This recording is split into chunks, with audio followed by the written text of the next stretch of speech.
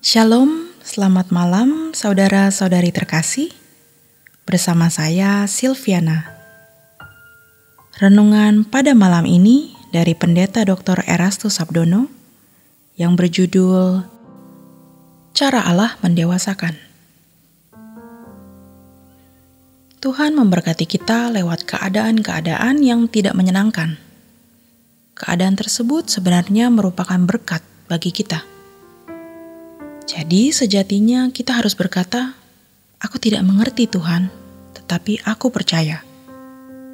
Maka kita harus memiliki cara pandang yang berbeda dengan anak dunia. Perspektif kita harus berbeda dengan anak dunia. Ingat, Tuhan tidak pernah memberi yang tidak terbaik.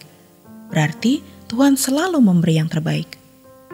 Jadi keadaan yang kita alami, yang menurut kita tidak baik, ternyata baik. Kita harus melihat kehidupan ini dari sudut pandang kekekalan. Kalau kita tidak memandangnya dari sudut pandang kekekalan, maka kita tidak akan pernah bisa berjalan dengan Tuhan. Tuhan itu core bisnisnya, urusan utamanya, mau menyelamatkan hidup kekal kita.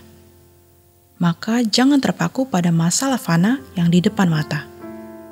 Tuhan mau menolong kita dari persoalan sakit penyakit, ekonomi, persoalan rumah tangga, dan masalah-masalah lainnya. Namun, apalah artinya mendapat jalan keluar dari masalah-masalah fana, tetapi terhilang di kekekalan? Maka, cara pandang kita harus cara pandang kekekalan. Segala sesuatu harus dikaitkan dengan kekekalan. Sebab kita ini makhluk kekal, yang memiliki keberadaan kekal. Tubuh kita bisa binasa atau mati, tetapi jiwa dan roh kita itu kekal, yang akan mendapatkan tubuh baru di kekekalan. Cara pandang yang benar adalah hidup yang sesungguhnya itu di kekekalan. Sekarang ini hanya persiapan untuk kekekalan. Kalau berpikir dengan cara yang benar, masalah apapun yang kita hadapi harus dikaitkan dengan proses pembentukan Tuhan, yaitu pendewasaan. Kita menjadi lebih kokoh dan lebih kuat menghadapi setiap keadaan dan kejadian yang terjadi. Inilah rahasianya. Kita harus memiliki sudut pandang yang benar. Dari apa yang kita dengar dan lihat, ada suara Tuhan, nasihat Tuhan, mentoring Tuhan. Apalagi dari kejadian-kejadian yang dialami. Pembentukan Allah dalam hidup kita sungguh nyata. Kalau dari aspek kesenangan hidup, kita bisa lupa diri ketika menerima banyak berkat jasmani, naik pangkat, gaji yang lebih besar, sukses dalam karir atau bisnis.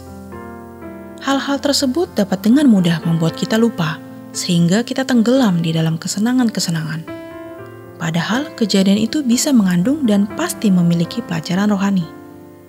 Jadi kalau penderitaan bisa menjadi sarana Allah mengubah kehidupan rohani, hal yang bukan penderitaan juga semestinya bisa menjadi cara Allah mengubah kita.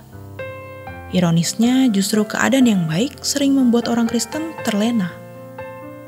Jika kita tidak punya masalah, semua serba baik, running well, kita cenderung lupa diri.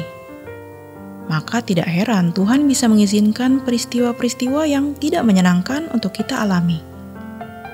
Ingat, ketika kita dihujani dengan berkat jasmani, tidak ada masalah fisik, sehat, semua serba lancar, kita tetap mencari Tuhan, bahkan lebih giat dalam mencari Tuhan. Jika ini kita praktikkan, maka Tuhan akan mempercayakan kepada kita pekerjaan-pekerjaannya dan kebenaran-kebenarannya. Harus dipahami bahwa pencobaan itu bukan pada waktu kita dihina saja. Waktu kita dipuji-puji, itu juga merupakan pencobaan yang besar, bahkan bisa lebih besar. Pencobaan itu bukan hanya pada waktu kita dikhianati, tetapi pada waktu kita tidak dikhianati orang. Keadaan kita serba baik. Itu pun keadaan yang membahayakan. Itu pun pencobaan yang tidak kalah bahayanya. Bukan hanya pada waktu miskin, kita diproses menjadi dewasa. Kekayaan yang berlimpah pun bisa menjadi pencobaan yang lebih berat. Jadi segala hal bisa menjadi cara Allah memproses kita untuk menjadi dewasa. Ketika dalam keadaan yang menurut kita negatif, misalnya masalah rumah tangga, ekonomi berantakan, dikhianati, dihina orang, dan lain-lain, itu memang cara Allah mendewasakan kita. Tetapi saat kita dipuji, disanjung, banyak uang, naik pangkat, itu pun cara Allah mendewasakan kita. Dan harus kita temukan juga pelajaran rohani di balik semua itu. Jadi kita jangan sampai terhanyut, tenggelam di dalam suasana euforia karena berlimpah berkat jasmani, terhormat, disanjung, dipuji orang. Kita tetap harus berurusan dengan Allah dan memperkarakan, mengapa bisnisku maju?